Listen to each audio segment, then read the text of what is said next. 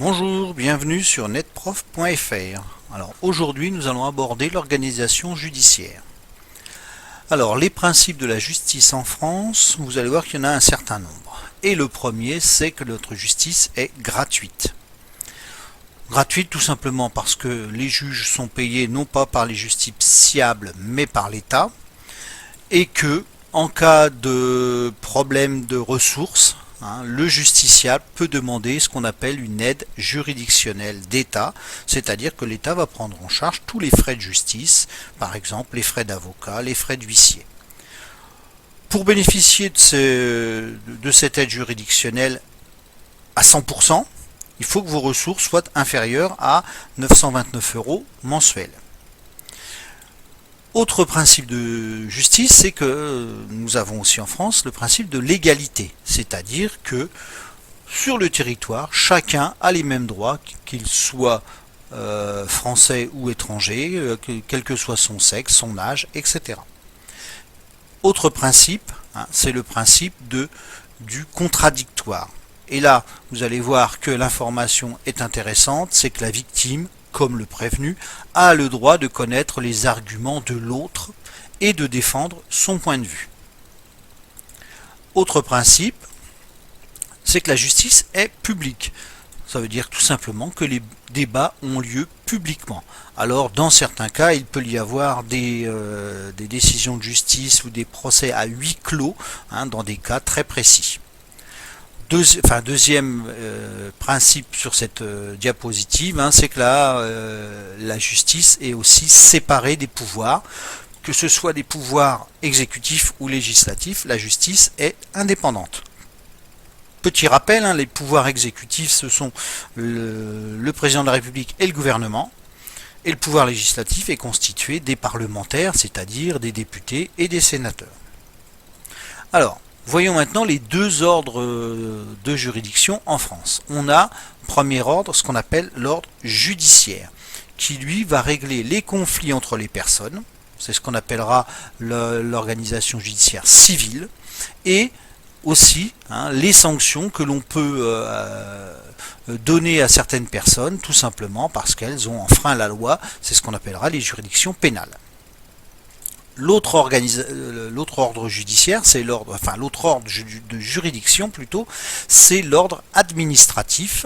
Cet ordre administratif, c'est tout simplement, il est là pour résoudre les conflits entre les citoyens et l'administration. Alors, voyons maintenant, dans le détail, l'ordre judiciaire. Et nous allons commencer par donc les juridictions civiles, c'est-à-dire les conflits entre les citoyens. Plusieurs types de juridictions. Première juridiction, le juge de proximité. Alors lui, le juge de proximité va être compétent pour tous les petits litiges inférieurs à 4 000 €. Les litiges liés à la consommation, liés au conflit de voisinage, etc. Nous avons après le tribunal d'instance qui lui va être compétent pour tous les litiges inférieurs à 10 000 € et aussi tout ce qui est lié, il se spécialise tout compte fait dans les crédits à la consommation, peu importe le montant.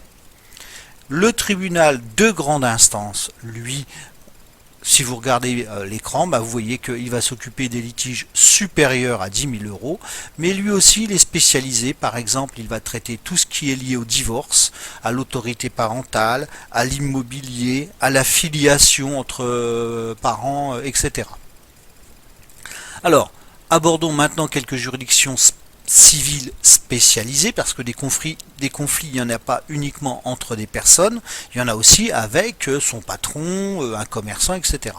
Donc, première juridiction, le Conseil des prud'hommes, lui va traiter les problèmes qui concernent l'employeur et l'employé, mais bien entendu les conflits liés au contrat de travail.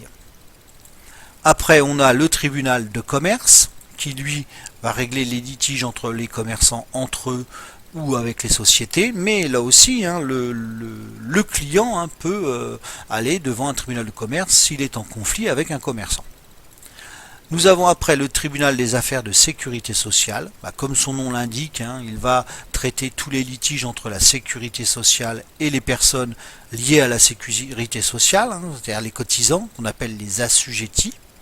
Et le dernier, c'est le tribunal paritaire des baux ruraux. Alors le baux, c'est le pluriel de bail, hein, donc des locations rurales. Et là, sont les litiges entre les propriétaires et les exploitants de terres agricoles ou de bâtiments agricoles. Alors, passons maintenant aux juridictions pénales, donc celles qui vont sanctionner les infractions. Alors, là aussi, on retrouve notre juge de proximité, qui lui est compétent pour les infractions des 4 premières classes. Alors ce sont des infractions légères, hein, liées au code de la route, à des dégradations de bâtiments. Après, on va passer à une sanction plus importante, hein, liée au tribunal de police, qui lui est compétent pour les infractions de 5e classe, c'est-à-dire les violences volontaires et les infractions plus graves au code de la route. Nous allons jusqu'au tribunal correctionnel. Et là, vous voyez qu'on était sur des infractions. Et là, on va passer sur des délits. Et le délit est passible de 10 ans de prison maximum. Par exemple, le délit de grande vitesse, hein, est non plus traité par le tribunal de police, mais par un tribunal correctionnel.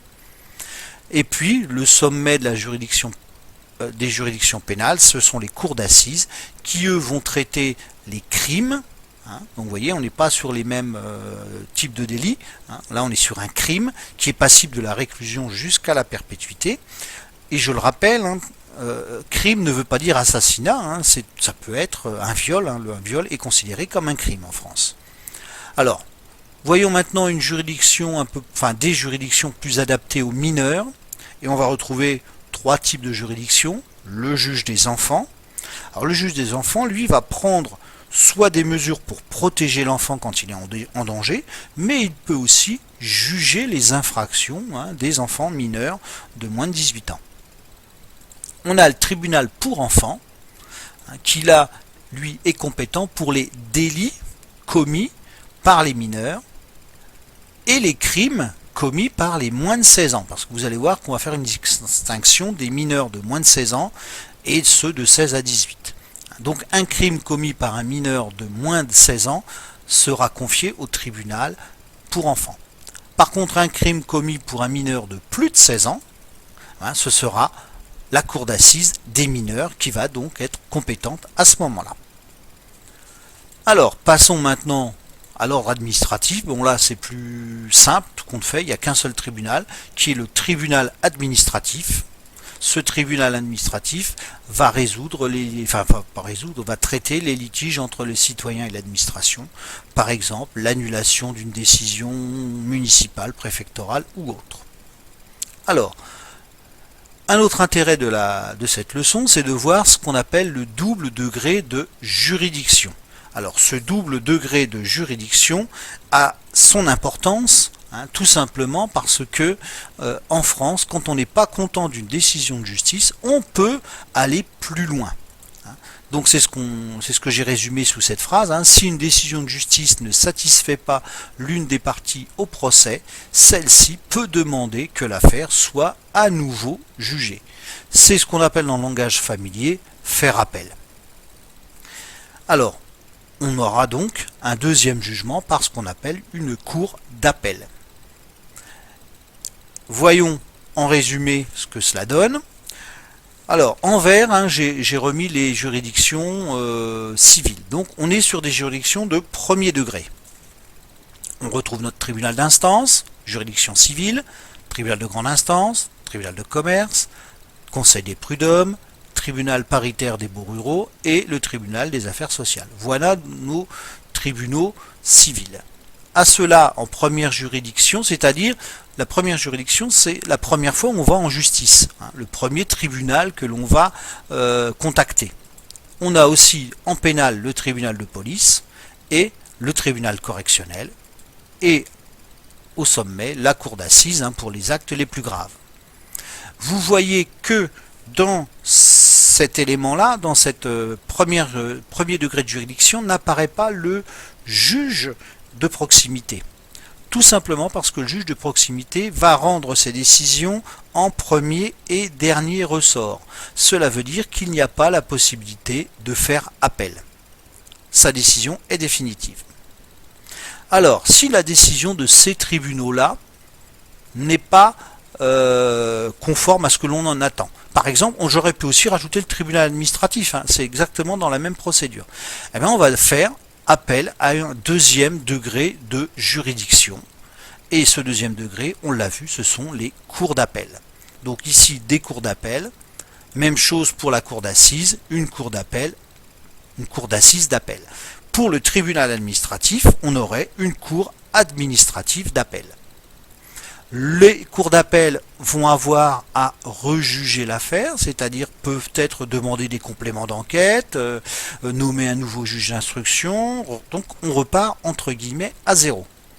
Et elle va rendre, chaque cour d'appel va re-rendre une décision. Si au bout de cette décision, l'une des parties n'est toujours pas d'accord avec cette décision, cette partie va pouvoir aller dans une procédure un petit peu à part qu'on appelle un pourvoi en cassation. Alors, le pourvoi en cassation est important puisque ça va permettre à la justice de mettre fin au procès ou de dire faut recommencer, il y a des choses qui ne vont pas. Alors la Cour de cassation, c'est la juridiction la plus élevée en France.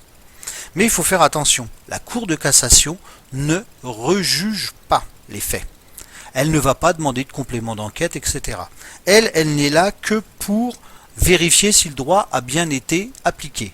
Ce qui veut dire que comme elle ne rejuge pas l'affaire, ce n'est pas une troisième, comme on aurait pu l'indiquer, un troisième degré de juridiction. On est sur une procédure à part. Donc, la Cour de cassation va vérifier si le droit a été correctement appliqué. Et elle va rendre sa décision, qui peut être soit le rejet du pourvoi. Rejet le pourvoi, ça veut dire que le procès est terminé. C'est-à-dire que la Cour d'appel avait bien fait son travail et on s'arrête là. Par contre, elle peut casser le jugement si elle trouve qu'il y a des actes de droit qui n'ont pas été correctement appliqués, des règles de droit qui n'ont pas été appliquées correctement. Et à partir de là, donc, en cassant le jugement, elle va redonner l'affaire à une autre cour d'appel qui, elle, va rejuger, redonner une décision. Et si elle convient, on s'arrête là. Sinon, il peut y avoir encore la Cour de cassation qui va revenir encore sur cette décision pour vérifier si le droit a bien été accepté, bien été mis en place. Alors, on va voir une dernière notion qui sont les compétences des tribunaux. Et la première compétence, on vient de la voir sans s'en rendre compte, c'est ce qu'on appelle la compétence d'attribution. C'est tout simple, c'est quel tribunal va prendre en charge l'affaire. Je prends un exemple.